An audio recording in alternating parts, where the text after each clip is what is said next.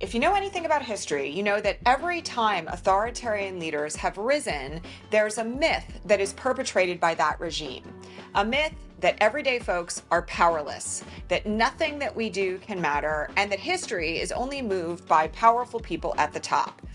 That myth is not random. It's actually a part of a strategy of domination and control. Because here's the truth that they don't want you to know.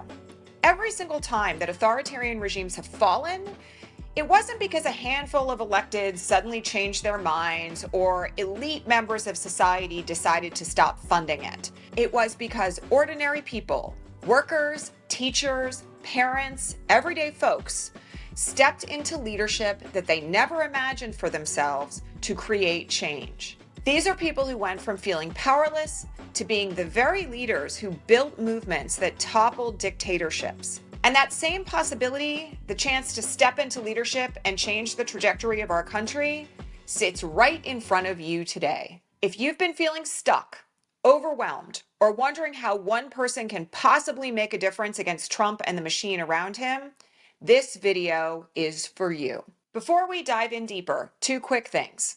First, if you want strategies rooted in history and action, not just doom scrolling, hit subscribe to this channel. Every week, we share tools and stories here to help you fight back and build something that lasts. And second, if what I'm saying today is hitting you in the chest, if you know you're here to do more, but you're not sure how, book a free strategy call with us at the Ripple Effect Institute.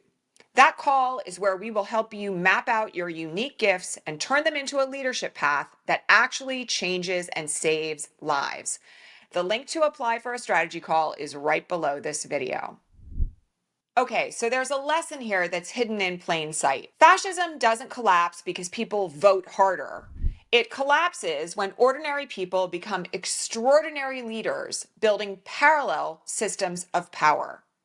And we know this from history. Look at Poland in the 1980s, for example. A shipyard electrician named Lech Walesa stepped into leadership of a small trade union called Solidarity. Solidarity then rose to become an incredibly powerful democratic movement that eventually brought down a dictatorship. It wasn't politicians who did this. It was workers who built a mass movement until the regime crumbled. In South Africa, apartheid didn't end because those in power suddenly grew a conscience. It ended because ordinary Black South Africans became leaders of underground networks and community councils that made the system impossible to maintain. And here in the US, the civil rights movement wasn't just Dr. King and Malcolm X. It was college students leading sit-ins. It was women organizing bus boycotts. It was ministers and sharecroppers and even teenagers stepping into leadership roles one by one, until their collective action forced the nation to change. The pattern is clear.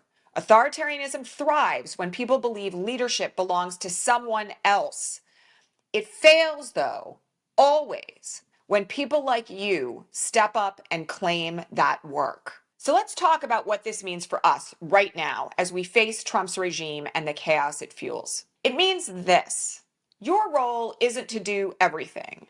Your role is simply to step up and lead something. Now, people often get scared when I use the term leadership because they think it means having to be at the front of a protest or in a business suit or giving speeches to thousands of people. But that's not what leadership actually looks like in this era. Your leadership might look like starting a mutual aid network in your neighborhood, using your art to awaken conversations about democracy and justice, gathering a few people in your town to protect vulnerable communities from ICE raids. It might even look like running a spreadsheet behind the scenes to make sure that people in your community know where to show up to protest. Each of these actions may look small, but when leaders rise in hundreds of towns and cities around the nation, their actions weave together a web of resistance that authoritarian regimes cannot contain. And here's the part that you might not believe yet. You already have what it takes to lead. Because leadership isn't about titles or megaphones. It's about taking responsibility for your piece of this fight and then showing others how they can take theirs. Now, I want to talk about where most people get stuck, because it's in this place of overwhelm and disconnection where our efforts at leading change can fail. You might be thinking as you listen to this, I don't know where to start.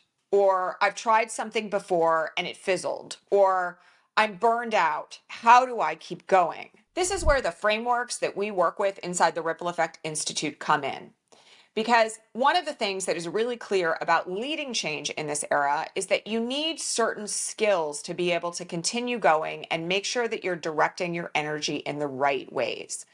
You need to know how to ground yourself emotionally so you're not just reacting, but you're leading with strategy. You need to find your own unique voice so that people are drawn to follow you, particularly through efforts at storytelling about how people can really make a difference in this era. And you need to know how to build initiatives that last, not just one-off actions that fade or that only have an impact for a short time. And it's also about learning how to multiply and share leadership so that the work doesn't depend only on you. This is a moment where we need ordinary people to become leaders of extraordinary change. We've seen it happen again and again with the people that we work with. Like David, who thought he was just planting a garden and ended up leading a citywide food system. Like Lisa, who went from political frustration to leading a countywide coalition working on housing justice and other critical issues. Like Kathy, who was running a nonprofit and completely overwhelmed and had to figure out how she was going to keep going anyway to make sure that her creativity and her call to create change could be honored and brought to fruition. These are everyday people who at some point were where you are, unsure, disconnected, maybe unclear of their purpose. And now they're leading projects that ripple outwards to create a better world for thousands of people. This is the part the Trump regime fears most. Not one big leader that they can target, but thousands of everyday leaders building unstoppable networks for change.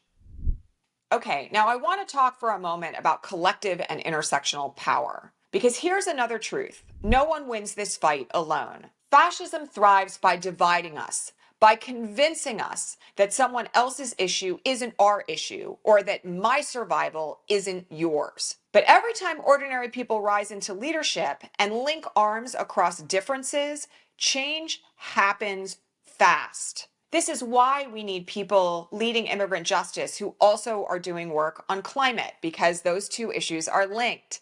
It's why reproductive rights organizers are working with trans folks, because those two issues are linked. It's labor unions marching alongside housing advocates because those two issues are linked. That's intersectional leadership, and it's how we win. Because when we refuse to sacrifice anyone, when we lead together, the regime cannot break us apart. And this is what Trump and his allies fear.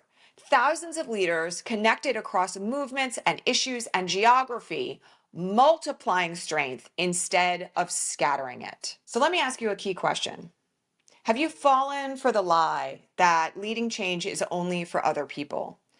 Or can you actually imagine at the end of this video, maybe stepping into it yourself? Because history is clear. The greatest threat to fascism is not just people resisting, it's ordinary people becoming leaders of resistance. It doesn't require you to burn out, and it doesn't require you to carry it all alone, but it does require you to step up in a way that's sustainable, strategic, and deeply connected to others, because that, my friends, is what changes history. If you've been waiting for someone to give you permission to step up and start leading change where you live, well, this is it.